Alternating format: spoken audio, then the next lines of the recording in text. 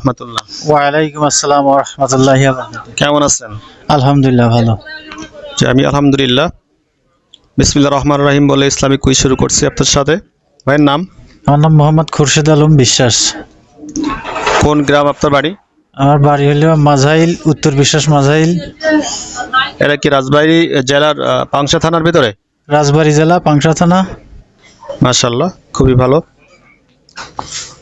তো আপনার জন্য প্রথম ইসলামিক কুইজ হচ্ছে, আজানে যখন হাইয়া আলাস সালাহ বলে তখন কি বলে দোয়া করতে হয়? হাইয়া আলাস সালাহ বললে রব্বানা লাকাল হাম। আজানে আর কি, বুঝলেন, আমাদের সময় হাইয়া আলাস সালাহ হাইয়া আলাল ফালাহ বলে না, তখন আপনি কি বলবেন? হাইয়া আলাস সালাহ হাইয়া আলাল ফালাহ, লা হাওলা ওয়ালা কুওয়াতা ইল্লা বিল্লাহ।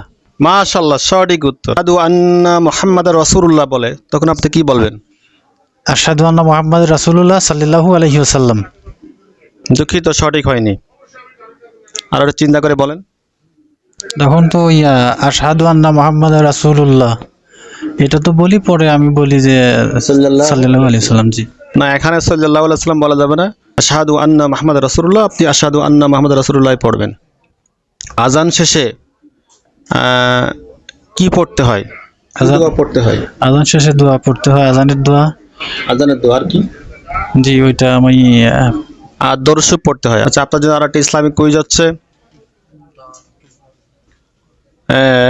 যখন আপনি ওযু করবেন তখন কি বলে ওযু শুরু করবেন?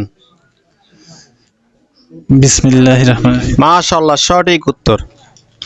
ওযুর শেষে একটি দোয়া আছে, সেই দোয়াটি কি? কালিমা শাহাদাত। সেটা বলেন। আশহাদু আল্লা ইলাহা ইল্লাল্লাহু ওয়াহদাহু লা শারীকা লাহু ওয়া আশহাদু আন্না মুহাম্মাদান আবদুহু ওয়া রাসূলুহু।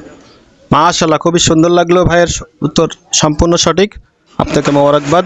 কোন আমলে জান্নাতের 8টি দরজাই খুলে দেওয়া হয়? জি এটা আমি বলতে পারবো না। এটা বললেন না যে ওযুর পরে কালেমা শাহাদাত পড়লে জান্নাতের 8টি দরজাই খুলে দেওয়া হয়, এটা আর কি। ঠিক আছে, জি তো খুবই ভালো লাগলো ভাইয়ের সাথে। ভাই অধিকাংশ প্রশ্নগুলো উত্তর দিতে পেরেছেন, আপনাকে মোবারকবাদ। আপনার জন্য থাকছে শবে বরাত সম্পর্কে কোরআন এলাকার শবে বরাত ফজিলত আমল, চট্টগ্রাম খন্দকার আব্দুল জাহাঙ্গীর রহমাতুল্লাহ লিখিত একজন ভালো লেখক। আল্লাহ তাআলা তার জান্নাতুল ফেরদৌস দান করে আমরা দোয়া করি। ভাই নেন।